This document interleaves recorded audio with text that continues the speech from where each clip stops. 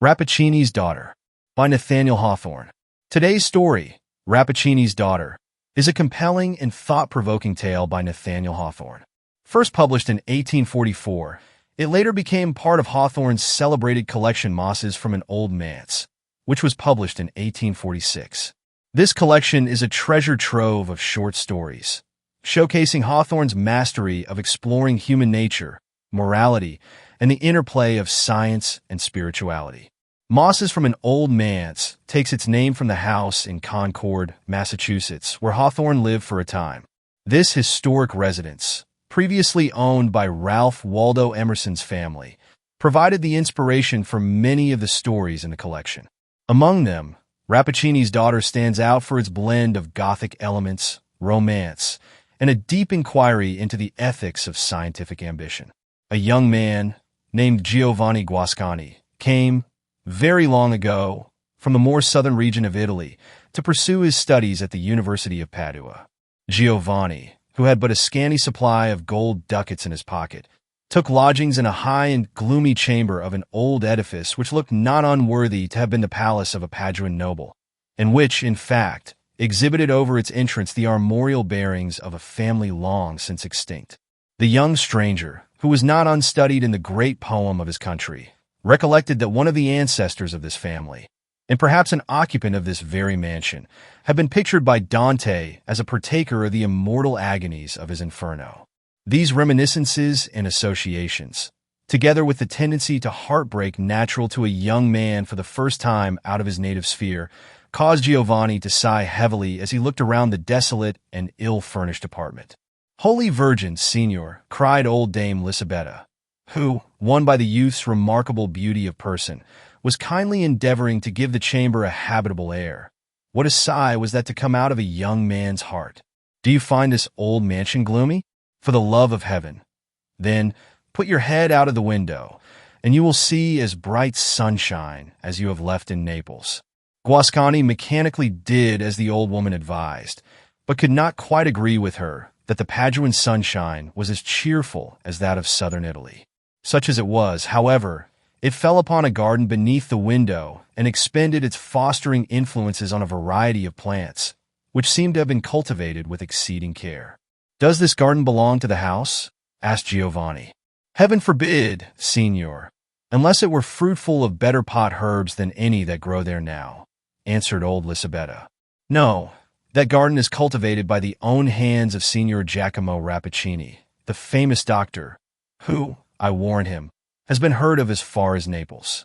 It is said that he distills these plants into medicines that are as potent as a charm. Oftentimes you may see the senior doctor at work, and perchance the signora, his daughter, too, gathering the strange flowers that grow in the garden." The old woman had now done what she could for the aspect of the chamber, and, commending the young man to the protection of the saints, took her departure. Giovanni still found no better occupation than to look down into the garden beneath his window. From its appearance, he judged it to be one of those botanic gardens which were of earlier date in Padua than elsewhere in Italy or in the world.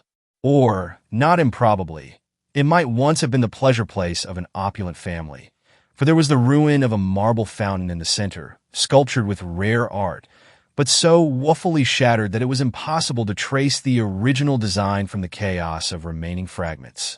The water, however, continued to gush and sparkle into the sunbeams as cheerfully as ever. A little gurgling sound ascended to the young man's window, and made him feel as if the fountain were an immortal spirit that sung its song unceasingly and without heeding the vicissitudes around it, while one century embodied it in marble and another scattered the perishable garniture on the soil. All about the pool into which the water subsided grew various plants that seemed to require a plentiful supply of moisture for the nourishment of gigantic leaves, and in some instances, flowers gorgeously magnificent. There was one shrub in particular, set in a marble vase in the midst of the pool, that bore a profusion of purple blossoms, each of which had the luster and richness of a gem, and the whole together made a show so resplendent that it seemed enough to illuminate the garden, even had there been no sunshine. Every portion of the soil was peopled with plants and herbs, which, if less beautiful, still bore tokens of assiduous care, as if all had their individual virtues, known to the scientific mind that fostered them. Some were placed in urns, rich with old carving, and others in common garden pots. Some crept serpent-like along the ground or climbed on high, using whatever means of ascent was offered them. One plant had wreathed itself round a statue of Vertumnus, which was thus quite veiled and shrouded in a drapery of hanging foliage, so happily arranged that it might have served a sculptor for a study. While Giovanni stood at the window, he heard a rustling behind a screen of leaves and became aware that a person was at work in the garden. His figure soon emerged into view and showed itself to be that of no common laborer, but a tall, emaciated, sallow, and sickly-looking man, dressed in a scholar's garb of black. He was beyond the middle term of life, with gray hair, a thin, gray beard, and a face singularly marked with intellect and cultivation, but which could never, even in his more youthful days, have expressed much warmth of heart. Nothing could exceed the intentness with which this scientific gardener examined every shrub which grew in his path. It seemed as if he was looking into their inmost nature, making observations in regard to their creative essence, and discovering why one leaf grew in this shape and another in that, and wherefore such and such flowers differed among themselves in hue and perfume. Nevertheless, in spite of this deep intelligence on his part, there was no approach to intimacy between himself and these vegetable existences. On the contrary, he avoided their actual touch or the direct inhaling of their odors with a caution that impressed Giovanni most disagreeably.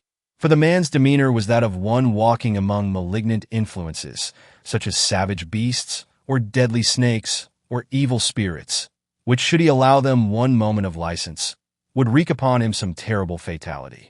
It was strangely frightful to the young man's imagination to see this air of insecurity in a person cultivating a garden, the most simple and innocent of human toils, and which had been alike the joy and labor of the unfallen parents of the race.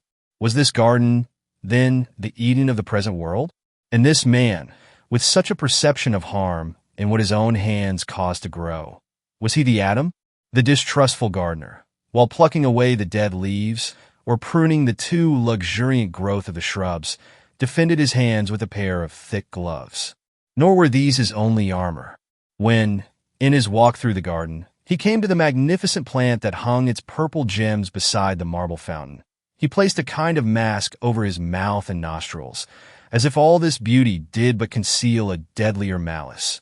But finding his task still too dangerous, he drew back, removed the mask, and called loudly, but in the infirm voice of a person affected with inward disease, "Beatrice! Beatrice! Here am I, my father." "What would you?" cried a rich and youthful voice from the window of the opposite house, a voice as rich as a tropical sunset, and which made Giovanni, though he knew not why, think of deep hues of purple or crimson and of perfumes heavily delectable. "Are you in the garden?" "Yes, Beatrice," answered the gardener, "and I need your help." Soon there emerged from under a sculptured portal the figure of a young girl, arrayed with as much richness of taste as the most splendid of the flowers, beautiful as the day, and with a bloom so deep and vivid that one shade more would have been too much. She looked redundant with life, health, and energy, all of which attributes were bound down and compressed, as it were, and girdled tensely, in their luxuriance, by her virgin zone. Yet Giovanni's fancy must have grown morbid while he looked down into the garden, for the impression which the fair stranger made upon him was as if here were another flower, the human sister of those vegetable ones, as beautiful as they, more beautiful than the richest of them, but still to be touched only with a glove, nor to be approached without a mask. As Beatrice came down the garden path, it was observable that she handled and inhaled the odor of several of the plants which her father had most sedulously avoided. "Here, Beatrice," said the latter, "see how many needful offices require to be done to our chief treasure. Yet, shattered as I am, my life might pay the penalty of approaching it so closely as circumstances demand. Henceforth, I fear, this plant must be consigned to your sole charge, and gladly will I undertake it," cried again the rich tones of the young lady, as she bent towards the magnificent plant and opened her arms as if to embrace it. "Yes, my sister, my splendor, it shall be Beatrice's task to nurse and serve thee, and now shalt reward her with thy kisses and perfumed breath, which to her is as the breath of life." Then, with all the tenderness in her manner that was so strikingly expressed in her words, she busied herself with such attentions as the plants seemed to require. And Giovanni, at his lofty window, rubbed his eyes and almost doubted whether it were a girl tending her favorite flower, or one sister performing the duties of affection to another. The scene soon terminated. Whether Dr. Rappaccini had finished his labors in the garden, or that his watchful eye had caught the stranger's face, he now took his daughter's arm and retired. Night was already closing in. Oppressive exhalations seemed to proceed from the plants and steal upward past the open window, and Giovanni, closing the lattice, went to his couch and dreamed of a rich flower and beautiful girl. Flower and maiden were different, and yet the same, and fraught with some strange peril in either shape. But there is an influence in the light of morning that tends to rectify whatever errors of fancy, or even of judgment, we may have incurred during the sun's decline, or among the shadows of the night, or in the less wholesome glow of moonshine. Giovanni's first movement on starting from sleep was to throw open the window and gaze down into the garden which his dreams had made so fertile of mysteries. He was surprised and a little ashamed to find how real and matter-of-fact an affair it proved to be, in the first rays of the sun which gilded the dewdrops that hung upon leaf and blossom, and, while giving a brighter beauty to each rare flower, brought everything within the limits of ordinary experience. The young man rejoiced that, in the heart of the barren city, he had the privilege of overlooking this spot of lovely and luxuriant vegetation. It would serve, he said to himself, as a symbolic language to keep him in communion with nature. Neither the sickly and thought-worn Dr. Giacomo Rappaccini, it is true, nor his brilliant daughter were now visible, so that Giovanni could not determine how much of the singularity which he attributed to both was due to their own qualities and how much to his wonder-working fancy. But he was inclined to take a most rational view of the whole matter. In the course of the day, he paid his respects to Signor Pietro Baglioni, professor of medicine in the university, a physician of eminent repute to whom Giovanni had brought a letter of introduction. The professor was an elderly personage, apparently of genial nature, and habits that might almost be called jovial. He kept the young man to dinner, and made himself very agreeable by the freedom and liveliness of his conversation, especially when warmed by a flask or two of Tuscan wine. Giovanni, conceiving that men of science, inhabitants of the same city, must needs be on familiar terms with one another, took an opportunity to mention the name of Dr. Rappaccini. But the professor did not respond with so much cordiality as he had anticipated. "Ill would it become a teacher of the divine art of medicine," said Professor Pietro Baglioni, in answer to a question of Giovanni, "to withhold due and well-considered praise of a physician so eminently skilled as Rappaccini. But, on the other hand, I should answer it but scantily to my conscience were I to permit a worthy youth like yourself, Signor Giovanni, the son of an ancient friend, to imbibe erroneous ideas respecting a man who might hereafter chance to hold your life and death in his hands. The truth is, our worshipful Dr. Rappaccini has as much science as any member of the faculty, with perhaps one single exception, in Padua or all Italy. But there are certain grave objections to his professional character." "And what are they?" asked the young man. "Has my friend Giovanni any disease of body or heart that he is so inquisitive about physicians?" said the professor with a smile. "But as for Rappaccini, it is said of him, and I, who know the man well, can answer for its truth, that he cares infinitely more for science than for mankind. His patients are interesting to him only as subjects for some new experiment. He would sacrifice human life, his own among the rest, or whatever else was dearest to him, for the sake of adding so much as a grain of mustard seed to the great heap of his accumulated knowledge." "Methinks he is an awful man indeed," remarked Giovanni, mentally recalling the cold and purely intellectual aspect of Rappaccini. "And yet, worshipful professor, is it not a noble spirit? Are there many men capable of so spiritual a love of science?" "God forbid," answered the professor, somewhat testily, "at least, unless they take sounder views of the healing art than those adopted by Rappaccini. It is his theory that all medicinal virtues are comprised within those substances, which we term vegetable poisons.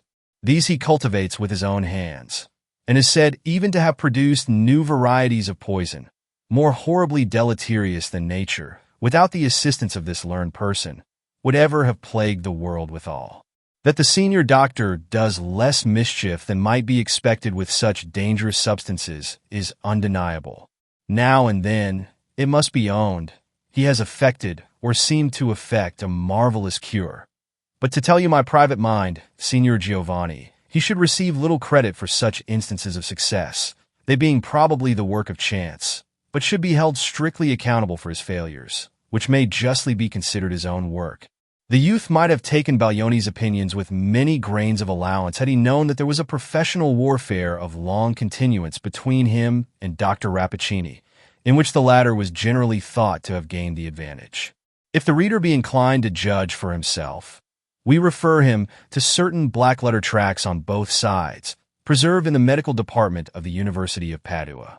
"I know not, most learned professor," returned Giovanni, after musing on what had been said of Rappaccini's exclusive zeal for science. "I know not how dearly this physician may love his art, but surely there is one object more dear to him. He has a daughter." "Ah!" cried the professor with a laugh. "So now our friend Giovanni's secret is out. You have heard of this daughter, whom all the young men in Padua are wild about, though not half a dozen have ever had the good hap to see her face. I know little of the Signora Beatrice save that Rappaccini is said to have instructed her deeply in his science, and that, young and beautiful as fame reports her, she is already qualified to fill a professor's chair. Perchance her father destines her for mine. Other absurd rumors there be, not worth talking about or listening to. So now, Signor Giovanni, drink off your glass of lacrima." Guascani returned to his lodgings somewhat heated with the wine he had quaffed, and which caused his brain to swim with strange fantasies in reference to Dr. Rappaccini and the beautiful Beatrice. On his way, happening to pass by a florist's, he bought a fresh bouquet of flowers. Ascending to his chamber, he seated himself near the window, but within the shadow thrown by the depth of the wall, so that he could look down into the garden with little risk of being discovered. All beneath his eye was a solitude. The strange plants were basking in the sunshine, and now and then nodding gently to one another, as if in acknowledgment of sympathy and kindred. In the midst, by the shattered fountain, grew the magnificent shrub, with its purple gems clustering all over it. They glowed in the air, and gleamed back again out of the depths of the pool, which thus seemed to overflow with colored radiance from the rich reflection that was steeped in it. At first, as we have said, the garden was a solitude. Soon, however, as Giovanni had half hoped, half feared would be the case, a figure appeared beneath the antique sculptured portal and came down between the rows of plants, inhaling their various perfumes as if she were one of those beings of old classic fable that lived upon sweet odors. On again beholding Beatrice, the young man was even startled to perceive how much her beauty exceeded his recollection of it. So brilliant, so vivid was its character, that she glowed amid the sunlight, and as Giovanni whispered to himself, positively illuminated the more shadowy intervals of the garden path. Her face being now more revealed than on the former occasion, he was struck by its expression of simplicity and sweetness, qualities that had not entered into his idea of her character, and which made him ask anew what manner of mortal she might be. Nor did he fail again to observe, or imagine, an analogy between the beautiful girl and the gorgeous shrub that hung its gem-like flowers over the fountain, a resemblance which Beatrice seemed to have indulged a fantastic humor in heightening, both by the arrangement of her dress and the selection of its hues. Approaching the shrub, she threw open her arms, as with a passionate ardor, and drew its branches into an intimate embrace, so intimate that her features were hidden in its leafy bosom and her glistening ringlets all intermingled with the flowers. "Give me thy breath, my sister," exclaimed Beatrice, "for I am faint with common air, and give me this flower of thine, which I separate with gentlest fingers from the stem and place it close beside my heart." With these words the beautiful daughter of Rappaccini plucked one of the richest blossoms of the shrub and was about to fasten it in her bosom. But now, unless Giovanni's draughts of wine had bewildered his senses, a singular incident occurred. A small, orange-colored reptile, of the lizard or chameleon species, chanced to be creeping along the path, just at the feet of Beatrice. It appeared to Giovanni, but at the distance from which he gazed, he could scarcely have seen anything so minute. It appeared to him, however, that a drop or two of moisture from the broken stem of the flower descended upon the lizard's head. For an instant the reptile contorted itself violently, and then lay motionless in the sunshine. Beatrice observed this remarkable phenomenon and crossed herself, sadly, but without surprise, nor did she therefore hesitate to arrange the fatal flower in her bosom. There it blushed, and almost glimmered with the dazzling effect of a precious stone, adding to her dress and aspect the one appropriate charm which nothing else in the world could have supplied. But Giovanni, out of the shadow of his window, bent forward and shrank back, and murmured and trembled. "Am I awake? Have I my senses?" said he to himself. "What is this being? Beautiful shall I call her, or inexpressibly terrible?" Beatrice now strayed carelessly through the garden, approaching closer beneath Giovanni's window, so that he was compelled to thrust his head quite out of its concealment in order to gratify the intense and painful curiosity which she excited. At this moment there came a beautiful insect over the garden wall. It had, perhaps, wandered through the city, and found no flowers or verdure among those antique haunts of men until the heavy perfumes of Dr. Rappaccini's shrubs had lured it from afar. Without alighting on the flowers, this winged brightness seemed to be attracted by Beatrice, and lingered in the air and fluttered about her head. Now, here it could not be but that Giovanni Guascani's eyes deceived him. Be that as it might, he fancied that while Beatrice was gazing at the insect with childish delight, it grew faint and fell at her feet. Its bright wings shivered. It was dead, from no cause that he could discern, unless it were the atmosphere of her breath. Again Beatrice crossed herself and sighed heavily as she bent over the dead insect. An impulsive movement of Giovanni drew her eyes to the window. There she beheld the beautiful head of the young man, rather a Grecian than an Italian head, with fair, regular features and a glistening of gold among his ringlets, gazing down upon her like a being that hovered in mid-air. Scarcely knowing what he did, Giovanni threw down the bouquet which he had hitherto held in his hand. "Signora," said he, "there are pure and healthful flowers. Wear them for the sake of Giovanni Guascani." "Thanks, signor," replied Beatrice with her rich voice, that came forth as it were like a gush of music, and with a mirthful expression half childish and half womanlike. "I accept your gift, and would fain recompense it with this precious purple flower. But if I toss it into the air, it will not reach you. So Signor Guascani must even content himself with my thanks." She lifted the bouquet from the ground, and then, as if inwardly ashamed at having stepped aside from her maidenly reserve to respond to a stranger's greeting, passed swiftly homeward through the garden. But few as the moments were, it seemed to Giovanni, when she was on the point of vanishing beneath the sculptured portal, that his beautiful bouquet was already beginning to wither in her grasp. It was an idle thought. There could be no possibility of distinguishing a faded flower from a fresh one at so great a distance. For many days after this incident, the young man avoided the window that looked into Dr. Rappaccini's garden, as if something ugly and monstrous would have blasted his eyesight had he been betrayed into a glance. He felt conscious of having put himself, to a certain extent, within the influence of an unintelligible power by the communication which he had opened with Beatrice. The wisest course would have been, if his heart were in any real danger, to quit his lodgings in Padua itself at once. The next wiser, to have accustomed himself, as far as possible, to the familiar and daylight view of Beatrice, thus bringing her rigidly and systematically within the limits of ordinary experience. Least of all, while avoiding her sight, ought Giovanni to have remained so near this extraordinary being that the proximity and possibility, even of intercourse, should give a kind of substance and reality to the wild vagaries which his imagination ran riot continually in producing. Guascani had not a deep heart, or at all events, its depths were not sounded now. But he had a quick fancy and an ardent southern temperament, which rose every instant to a higher fever pitch. Whether or no Beatrice possessed those terrible attributes, that fatal breath, the affinity with those so beautiful and deadly flowers which were indicated by what Giovanni had witnessed. She had at least instilled a fierce and subtle poison into his system. It was not love, although her rich beauty was a madness to him, nor horror, even while he fancied her spirit to be imbued with the same baneful essence that seemed to pervade her physical frame, but a wild offspring of both love and horror that had each parent in it, and burned like one and shivered like the other. Giovanni knew not what to dread, still less did he know what to hope. Yet hope and dread kept a continual warfare in his breast, alternately vanquishing one another and starting up afresh to renew the contest. Blessed are all simple emotions, be they dark or bright.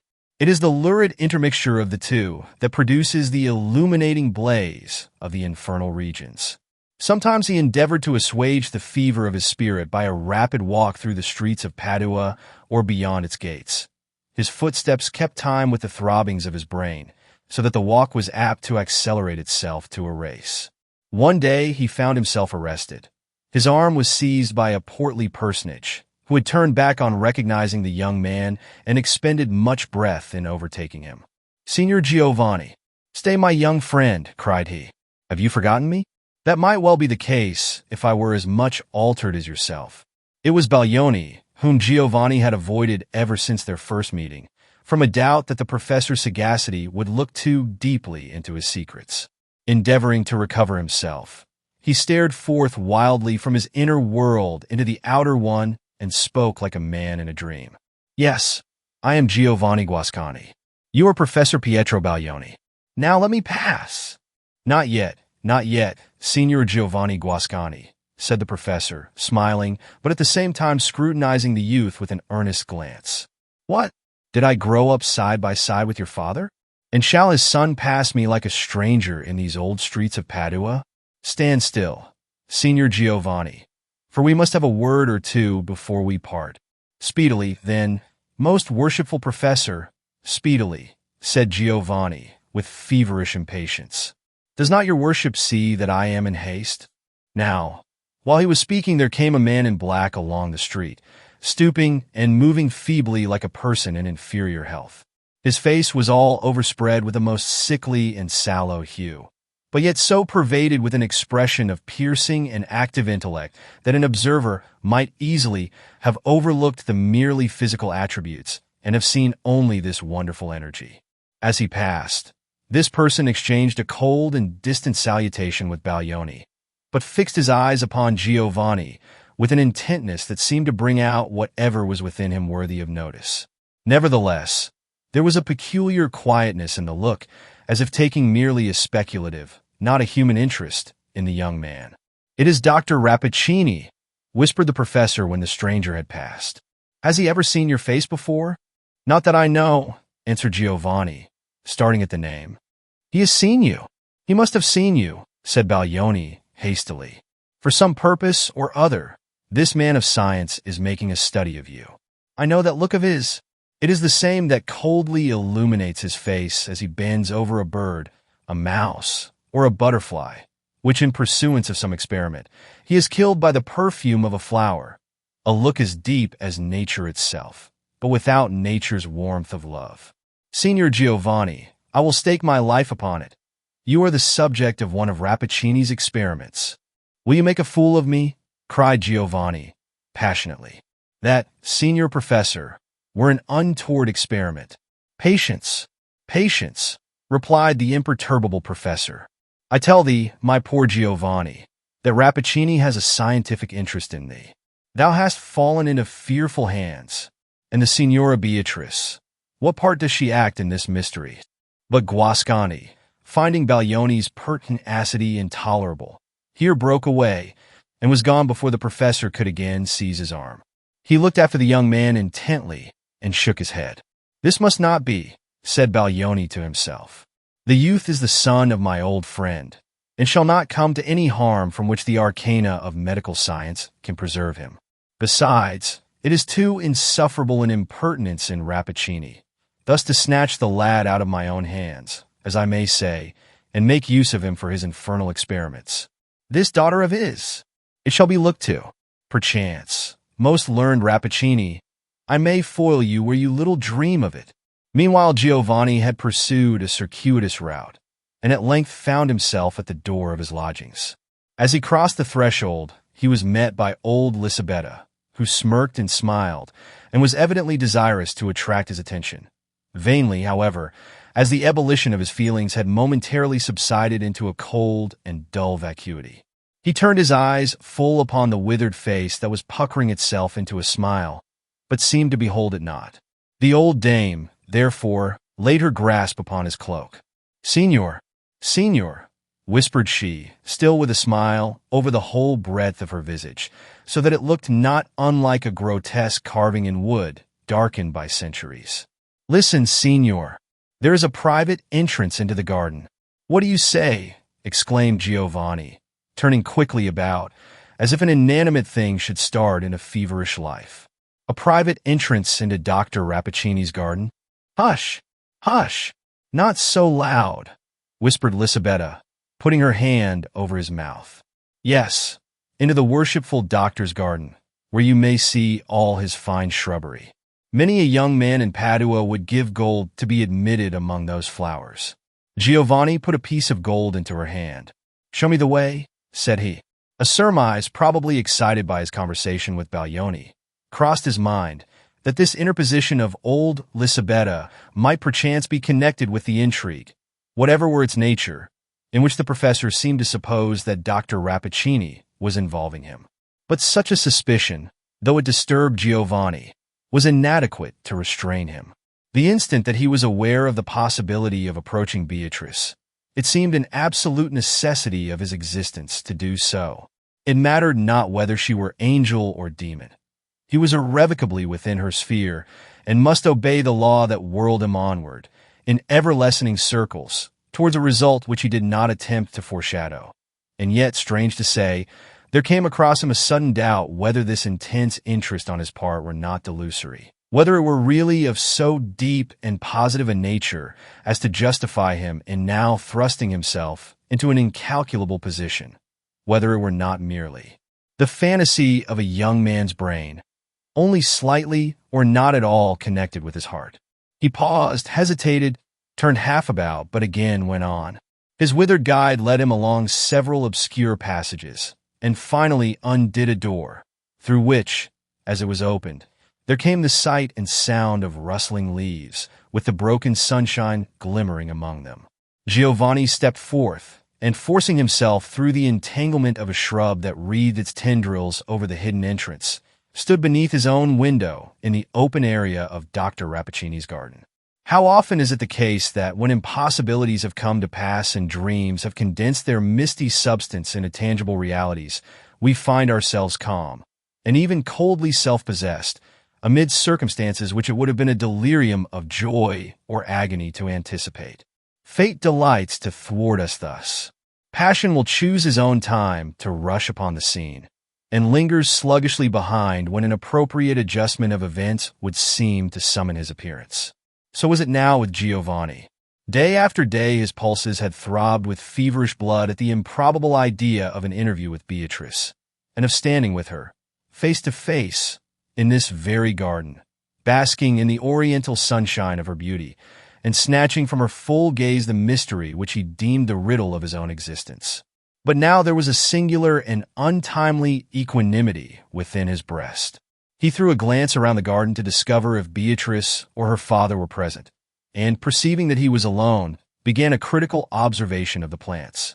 The aspect of one and all of them dissatisfied him. Their gorgeousness seemed fierce, passionate, and even unnatural. There was hardly an individual shrub which a wanderer, straying by himself through a forest, would not have been startled to find growing wild, as if an unearthly face had glared at him out of the thicket.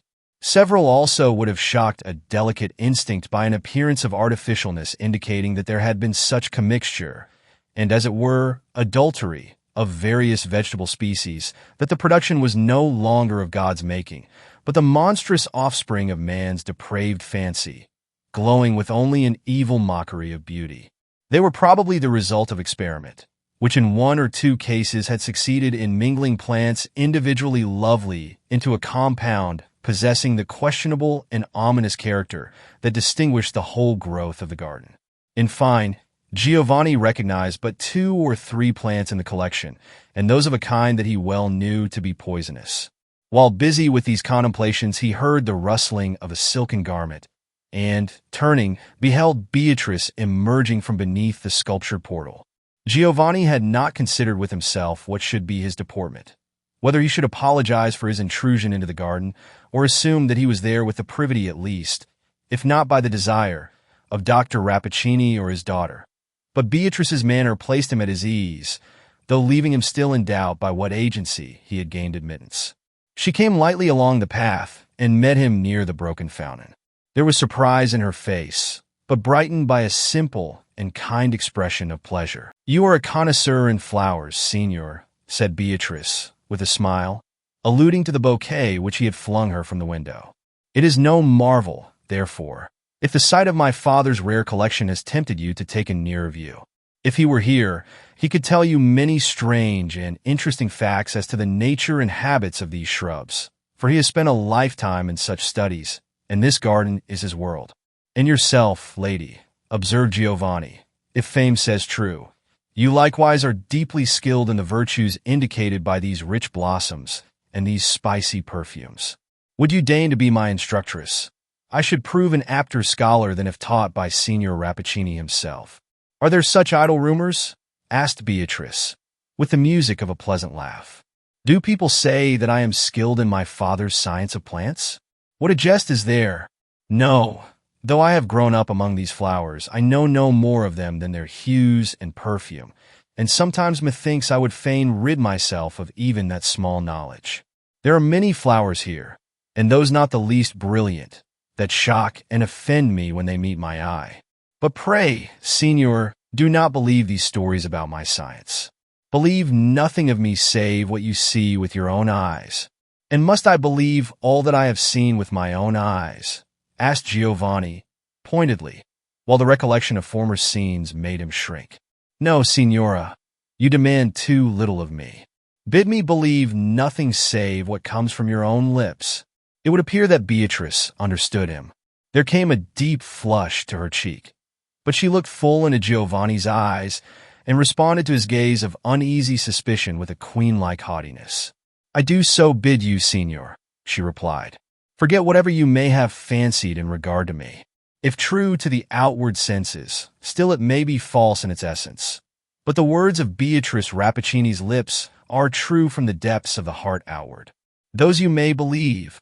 A fervor glowed in her whole aspect and beamed upon Giovanni's consciousness like the light of truth itself. But while she spoke, there was a fragrance in the atmosphere around her, rich and delightful, though evanescent, yet which the young man, from an indefinable reluctance, scarcely dared to draw into his lungs. It might be the odor of the flowers. Could it be Beatrice's breath which thus embalmed her words with a strange richness, as if by steeping them in her heart? A faintness passed like a shadow over Giovanni and flitted away. He seemed to gaze through the beautiful girl's eyes into her transparent soul and felt no more doubt or fear. The tinge of passion that had colored Beatrice's manner vanished. She became gay, and appeared to derive a pure delight from her communion with a youth not unlike what the maiden of a lonely island might have felt conversing with a voyager from the civilized world. Evidently her experience of life had been confined within the limits of that garden. She talked now about matters as simple as the daylight or summer clouds, and now asked questions in reference to the city or Giovanni's distant home, his friends, his mother, and his sisters, questions indicating such seclusion and such lack of familiarity with modes and forms that Giovanni responded as if to an infant. Her spirit gushed out before him like a fresh rill that was just catching its first glimpse of the sunlight and wondering at the reflections of earth and sky which were flung into its bosom. There came thoughts, too, from a deep source, and fantasies of a gem-like brilliancy, as if diamonds and rubies sparkled upward among the bubbles of the fountain. Ever and anon there gleamed across the young man's mind a sense of wonder that he should be walking side by side with the being who had so wrought upon his imagination, whom he had idealized in such hues of terror, in whom he had positively witnessed such manifestations of dreadful attributes, that he should be conversing with Beatrice like a brother, and should find her so human and so maidenlike. But such reflections were only momentary. The effect of her character was too real not to make itself familiar at once. In this free intercourse they had strayed through the garden, and now, after many turns among its avenues, were come to the shattered fountain, beside which grew the magnificent shrub, with its treasury of glowing blossoms. A fragrance was diffused from it which Giovanni recognized as identical with that which he had attributed to Beatrice's breath, but incomparably more powerful. As her eyes fell upon it, Giovanni beheld her press her hand to her bosom as if her heart were throbbing suddenly and painfully. "For the first time in my life," murmured she, addressing the shrub, "I had forgotten thee." "I remember, Signora," said Giovanni, "that you once promised to reward me with one of these living gems for the bouquet which I had the happy boldness to fling to your feet. Permit me now to pluck it as a memorial of this interview." He made a step towards the shrub with extended hand, but Beatrice darted forward, uttering a shriek that went through his heart like a dagger. She caught his hand and drew it back with the whole force of her slender figure. Giovanni felt her touch thrilling through his fibers. "Touch it not," exclaimed she in a voice of agony. "Not for thy life. It is fatal." Then, hiding her face, she fled from him and vanished beneath the sculptured portal. As Giovanni followed her with his eyes, he beheld the emaciated figure and pale intelligence of Dr. Rappaccini, who had been watching the scene, he knew not how long, within the shadow of the entrance. No sooner was Guasconti alone in his chamber than the image of Beatrice came back to his passionate musings, invested with all the witchery that had been gathering around it ever since his first glimpse of her, and now likewise imbued with the tender warmth of girlish womanhood. She was human. Her nature was endowed with all gentle and feminine qualities. She was worthiest to be worshipped. She was capable, surely, on her part, of the height and heroism of love. Those tokens which he had hitherto considered as proofs of a frightful peculiarity in her physical and moral system were now either forgotten, or, by the subtle sophistry of passion, transmitted into a golden crown of enchantment, rendering Beatrice the more admirable by so much as she was the more unique. Whatever had looked ugly was now beautiful, or, if incapable of such a change, it stole away and hid itself among those shapeless half-ideas which throng the dim region beyond the daylight of our perfect consciousness. Thus did he spend the night, nor fell asleep until the dawn had begun to awake the slumbering flowers in Dr. Rappaccini's garden, whither Giovanni's dreams doubtless led him. Up rose the sun in his due season, and flinging his beams upon the young man's eyelids, awoke him to a sense of pain. When thoroughly aroused, he became sensible of a burning and tingling agony in his hand, in his right hand, the very hand which Beatrice had grasped in her own when he was on the point of plucking one of the gem-like flowers. On the back of that hand there was now a purple print like that of 4 small fingers, and the likeness of a slender thumb upon his wrist. Oh, how stubbornly does love, or even that cunning semblance of love which flourishes in the imagination, but strikes no depth of root into the heart, how stubbornly does it hold its faith until the moment comes when it is doomed to vanish in a thin mist. Giovanni wrapped a handkerchief about his hand and wondered what evil thing had stung him, and soon forgot his pain in a reverie of Beatrice. After the first interview, a second was in the inevitable course of what we call fate. A third, a fourth, and a meeting with Beatrice in the garden was no longer an incident in Giovanni's daily life, but the whole space in which he might be said to live, for the anticipation and memory of that ecstatic hour made up the remainder. Nor was it otherwise with the daughter of Rappaccini. She watched for the youth's appearance, and flew to his side with confidence as unreserved as if they had been playmates from early infancy, as if they were such playmates still. If, by any unwanted chance, he failed to come at the appointed moment, she stood beneath the window and sent up the rich sweetness of her tones to float around him in his chamber and echo and reverberate throughout his heart. "Giovanni, Giovanni, why tarriest thou? Come down." And down he hastened into that Eden of poisonous flowers. But, with all this intimate familiarity, there was still a reserve in Beatrice's demeanor, so rigidly and invariably sustained that the idea of infringing it scarcely occurred to his imagination. By all appreciable signs, they loved. They had looked love with eyes that conveyed the holy secret from the depths of one soul into the depths of the other, as if it were too sacred to be whispered by the way. They had even spoken love in those gushes of passion when their spirits darted forth in articulated breath like tongues of long-hidden flame.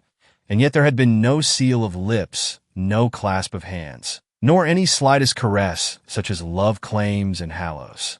He had never touched one of the gleaming ringlets of her hair. Her garment, so marked was the physical barrier between them, had never been waved against him by a breeze. On the few occasions when Giovanni had seemed tempted to overstep the limit, Beatrice grew so sad, so stern, and withal wore such a look of desolate separation, shuddering at itself, that not a spoken word was requisite to repel him. At such times he was startled at the horrible suspicions that rose, monster-like, out of the caverns of his heart and stared him in the face. His love grew thin and faint as the morning mist. His doubts alone had substance. But when Beatrice's face brightened again after the momentary shadow, she was transformed at once from the mysterious, questionable being whom he had watched with so much awe and horror. She was now the beautiful and unsophisticated girl whom he felt that his spirit knew with a certainty beyond all other knowledge. A considerable time had now passed since Giovanni's last meeting with Baglioni. One morning, however, he was disagreeably surprised by a visit from the professor, whom he had scarcely thought of for whole weeks, and would willingly have forgotten still longer. Given up as he had long been to a pervading excitement, he could tolerate no companions except upon condition of their perfect sympathy with his present state of feeling. Such sympathy was not to be expected from Professor Baglioni. The visitor chatted carelessly for a few moments about the gossip of the city and the university, and then took up another topic. "I have been reading an old classic author lately," said he, "and met with a story that strangely interested me. Possibly you may remember it. It is of an Indian prince who sent a beautiful woman as a present to Alexander the Great. She was as lovely as the dawn and gorgeous as the sunset, but what especially distinguished her was a certain rich perfume in her breath, richer than a garden of Persian roses. Alexander, as was natural to a youthful conqueror, fell in love at first sight with this magnificent stranger, but a certain sage physician, happening to be present, discovered a terrible secret in regard to her." "And what was that?" asked Giovanni, turning his eyes downward to avoid those of the professor. "That this lovely woman," continued Baglioni with emphasis, "had been nourished with poisons from her birth upward, until her whole nature was so imbued with them that she herself had become the deadliest poison in existence. Poison was her element of life. With that rich perfume of her breath, she blasted the very air. Her love would have been poison, her embrace death. Is not this a marvelous tale? A childish fable," answered Giovanni, nervously starting from his chair. "I marvel how your worship finds time to read such nonsense among your graver studies." "By the by," said the professor, looking uneasily about him, "what singular fragrance is this in your apartment? Is it the perfume of your gloves?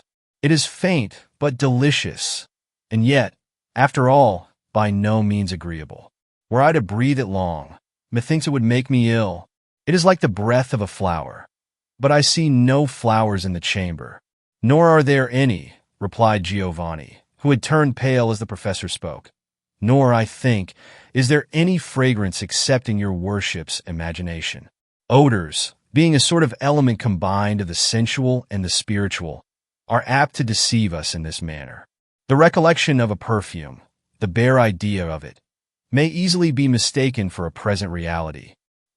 "But my sober imagination does not often play such tricks," said Baglioni, "and were I to fancy any kind of odor, it would be that of some vile apothecary drug, wherewith my fingers are likely enough to be imbued. Our worshipful friend Rappaccini, as I have heard, tinctures his medicaments with odors richer than those of Araby. Doubtless, likewise, the fair and learned Signora Beatrice would minister to her patients with draughts as sweet as a maiden's breath. But woe to him that sips them." Giovanni's face evinced many contending emotions.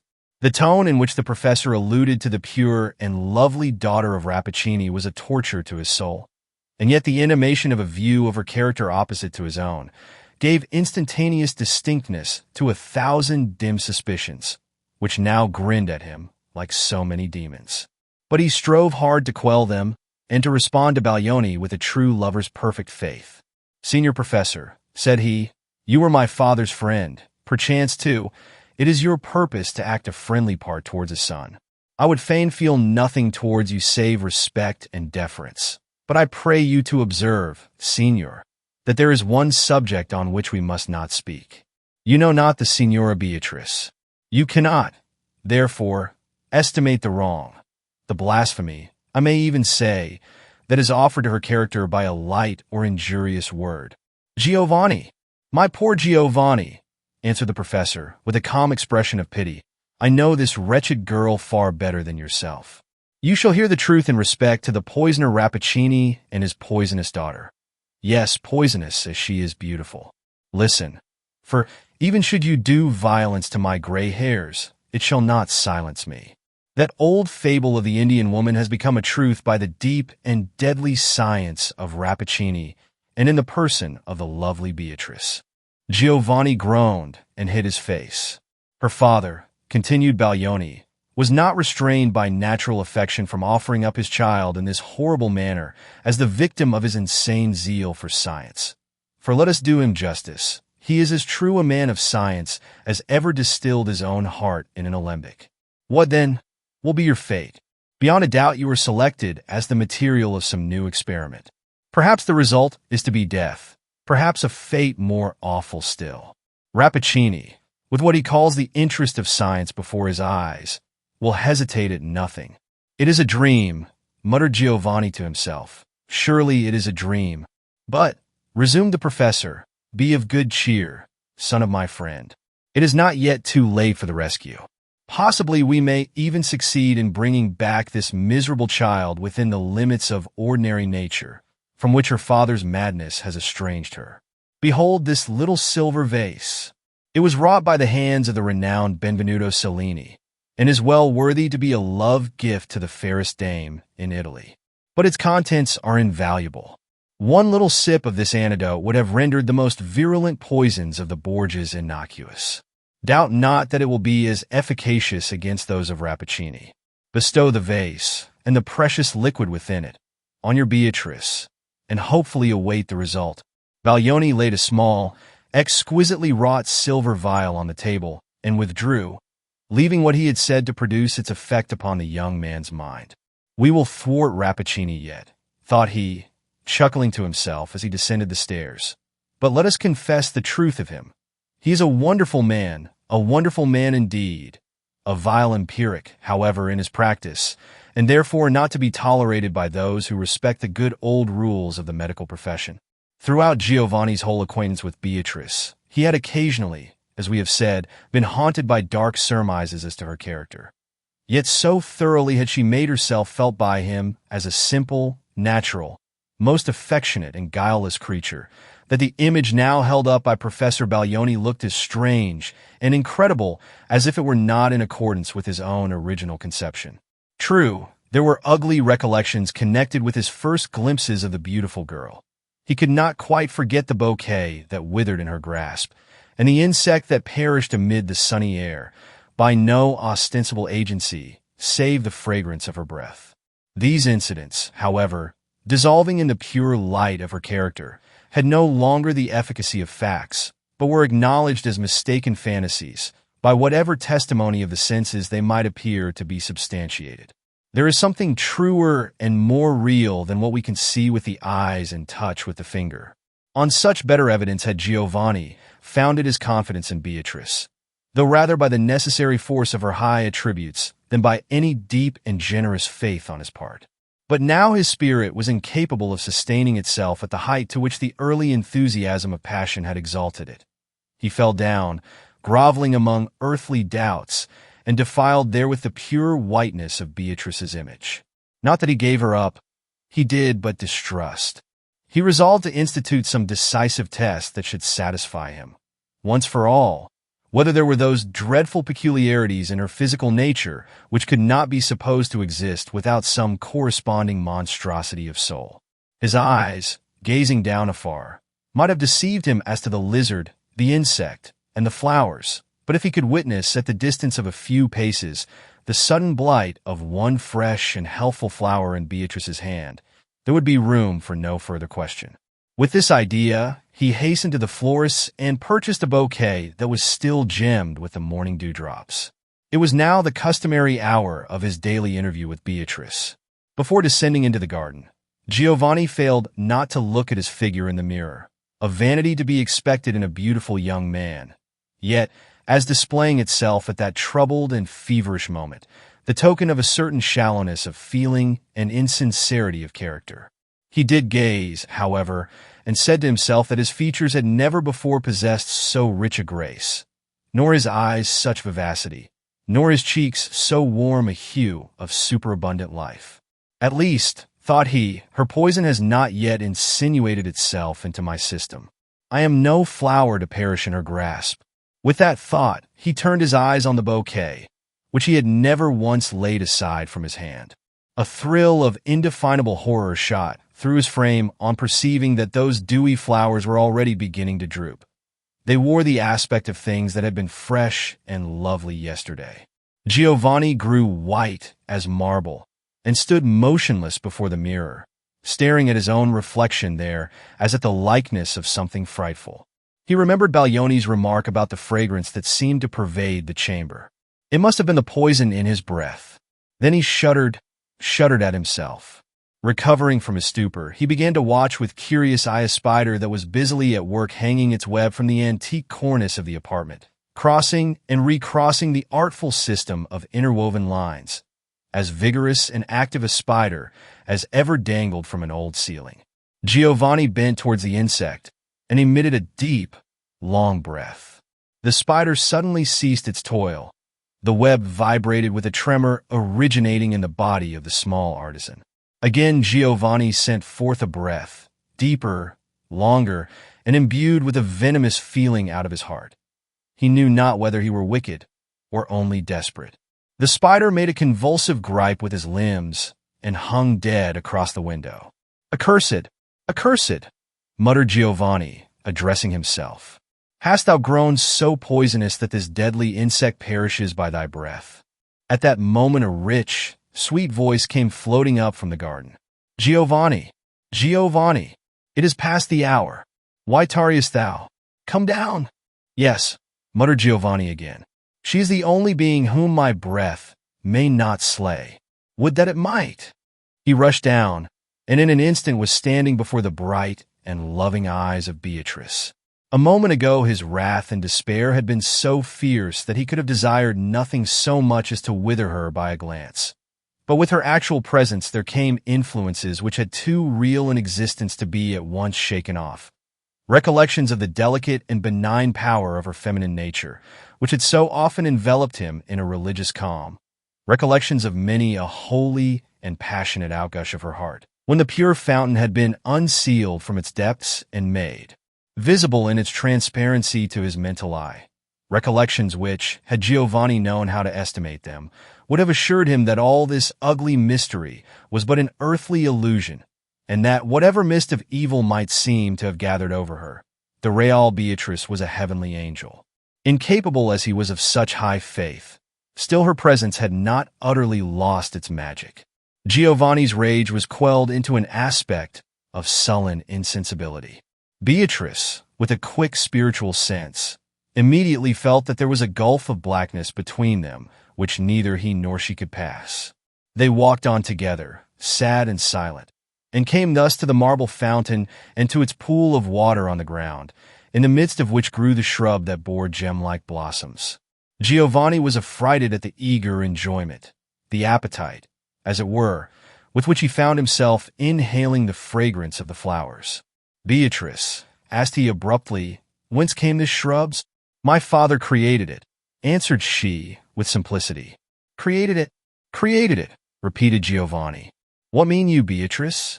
"He is a man fearfully acquainted with the secrets of nature," replied Beatrice, And at the hour when I first drew breath, this plant sprang from the soil, the offspring of his science, of his intellect, while I was but his earthly child. Approach it not, continued she, observing with terror that Giovanni was drawing nearer to the shrub. It has qualities that you little dream of. But I, dearest Giovanni, I grew up and blossomed with the plant and was nourished with its breath. It was my sister, and I loved it with a human affection. For alas, hast thou not suspected it? There was an awful doom. Here Giovanni frowned so darkly upon her that Beatrice paused and trembled. But her faith in his tenderness reassured her, and made her blush that she had doubted for an instant. There was an awful doom, she continued, the effect of my father's fatal love of science, which estranged me from all society of my kind, until heaven sent thee, dearest Giovanni. Oh, how lonely was thy poor Beatrice! Was it a hard doom? Asked Giovanni, fixing his eyes upon her. Only of late have I known how hard it was, answered she, tenderly. Oh, yes, but my heart was torpid, and therefore quiet. Giovanni's rage broke forth from his sullen gloom like a lightning flash out of a dark cloud. Accursed one, cried he, with venomous scorn and anger, and, finding thy solitude wearisome, thou hast severed me likewise from all the warmth of life, and enticed me into thy region of unspeakable horror. Giovanni, exclaimed Beatrice, turning her large bright eyes upon his face. The force of his words had not found its way into her mind. She was merely thunderstruck. Yes, poisonous thing, repeated Giovanni, beside himself with passion. Thou hast done it. Thou hast blasted me. Thou hast filled my veins with poison. Thou hast made me as hateful, as ugly, as loathsome and deadly a creature as thyself, a world's wonder of hideous monstrosity.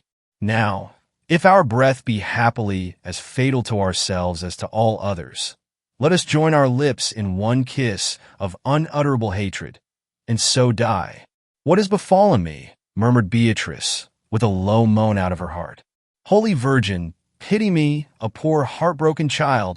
Dost thou pray? Cried Giovanni, still with the same fiendish scorn.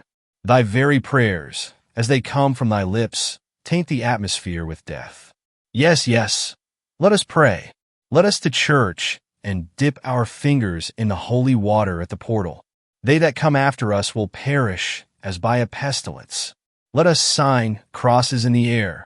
It will be scattering curses abroad in the likeness of holy symbols. Giovanni, said Beatrice, calmly, for her grief was beyond passion. Why dost thou join thyself with me thus in those terrible words? It is true, and the horrible thing thou namest me. But thou, what hast thou to do, save with one other shudder at my hideous misery, to go forth out of the garden and mingle with thy race, and forget there ever crawled on earth such a monster as poor Beatrice? Dost thou pretend ignorance? Asked Giovanni, scowling upon her. Behold, this power have I gained from the pure daughter of Rappaccini. There was a swarm of summer insects flitting through the air in search of the food promised by the flower odors of the fatal garden. They circled round Giovanni's head, and were evidently attracted towards him by the same influence which had drawn them for an instant within the sphere of several of the shrubs. He sent forth a breath among them, and smiled bitterly at Beatrice, as at least a score of the insects fell dead upon the ground. I see it, shrieked Beatrice. It is my father's fatal science. No, Giovanni, it was not I. Never, never. I dreamed only to love thee and be with thee a little time, and so to let thee pass away, leaving but thine image in mine heart. For, Giovanni, believe it, though my body be nourished with poison, my spirit is God's creature, and craves love as its daily food. But my Father, he has united us in this fearful sympathy. Yes, spurn me, tread upon me, kill me. Oh, what is death after such words as thine? But it was not I. Not for a world of bliss would I have done it. Giovanni's passion had exhausted itself in its outburst from his lips. There now came across him a sense, mournful, and not without tenderness, of the intimate and peculiar relationship between Beatrice and himself. They stood, as it were, in an utter solitude, which would be made none the less solitary by the densest throng of human life. Ought not, then, the desert of humanity around them to press this insulated pair closer together? If they should be cruel to one another, who was there to be kind to them? Besides, thought Giovanni, might there not still be a hope of his returning within the limits of ordinary nature, and leading Beatrice, the redeemed Beatrice, by the hand? Oh, weak and selfish and unworthy spirit, that could dream of an earthly union and earthly happiness as possible, after such deep love had been so bitterly wronged as was Beatrice's love by Giovanni's blighting words. No, no, there could be no such hope. She must pass heavily, with that broken heart, across the borders of time. She must bathe her hurts in some fount of paradise, and forget her grief in the light of immortality, and there be well. But Giovanni did not know it. "Dear Beatrice," said he, approaching her, while she shrank away as always at his approach, but now with a different impulse. "Dearest Beatrice, our fate is not yet so desperate. Behold, there is a medicine potent, as a wise physician has assured me, and almost divine in its efficacy. It is composed of ingredients the most opposite to those by which thy awful father has brought this calamity upon thee and me. It is distilled of blessed herbs. Shall we not quaff it together, and thus be purified from evils?" "Give it me," said Beatrice, extending her hand to receive the little silver vial which Giovanni took from his bosom. She added, with a peculiar emphasis, "I will drink, but do thou await the result." She put Baglioni's antidote to her lips, and at the same moment, the figure of Rappaccini emerged from the portal and came slowly towards the marble fountain. As he drew near, the pale man of science seemed to gaze with a triumphant expression at the beautiful youth and maiden, as might an artist who should spend his life in achieving a picture or a group of statuary and finally be satisfied with his success. He paused. His bent form grew erect with conscious power. He spread out his hands over them in the attitude of a father imploring a blessing upon his children. But those were the same hands that had thrown poison into the stream of their lives. Giovanni trembled. Beatrice shuddered nervously and pressed her hand upon her heart. "My daughter," said Rappaccini, "thou art no longer lonely in the world. Pluck one of those precious gems from thy sister shrub, and bid thy bridegroom wear it in his bosom. It will not harm him now. My science and the sympathy between thee and him have so wrought within his system that he now stands apart from common men, as thou dost, daughter of my pride and triumph, from ordinary women. Pass on, then, through the world, most dear to one another and dreadful to all besides." "My father," said Beatrice feebly, and still as she spoke she kept her hand upon her heart, "wherefore didst thou inflict this miserable doom upon thy child?" "Miserable!" exclaimed Rappaccini. "What mean you, foolish girl? Dost thou deem it misery to be endowed with marvelous gifts against which no power nor strength could avail an enemy? Misery, to be able to quell the mightiest with a breath? Misery, to be as terrible as thou art beautiful? Wouldst thou, then, have preferred the condition of a weak woman, exposed to all evil and capable of none?" "I would fain have been loved, not feared," murmured Beatrice, sinking down upon the ground. "But now it matters not. I am going, Father, where the evil which thou hast striven to mingle with my being will pass away like a dream, like the fragrance of these poisonous flowers, which will no longer taint my breath among the flowers of Eden. Farewell, Giovanni. Thy words of hatred are like lead within my heart, but they, too, will fall away as I ascend. Oh, was there not, from the first, more poison in thy nature than in mine?" To Beatrice, so radically had her earthly part been wrought upon by Rappaccini's skill. As poison had been life, so the powerful antidote was death. And thus the poor victim of man's ingenuity and of thwarted nature, and of the fatality that attends all such efforts of perverted wisdom, perished there, at the feet of her father and Giovanni. Just at that moment Professor Pietro Baglioni looked forth from the window, and called loudly, in a tone of triumph mixed with horror, to the thunder-stricken man of science, "Rappaccini! Rappaccini! And is this the upshot of your experiment?" If you enjoyed this video, please like, share, and subscribe to my channel for more timeless classics. Your support helps me create and share more stories with you. Thank you.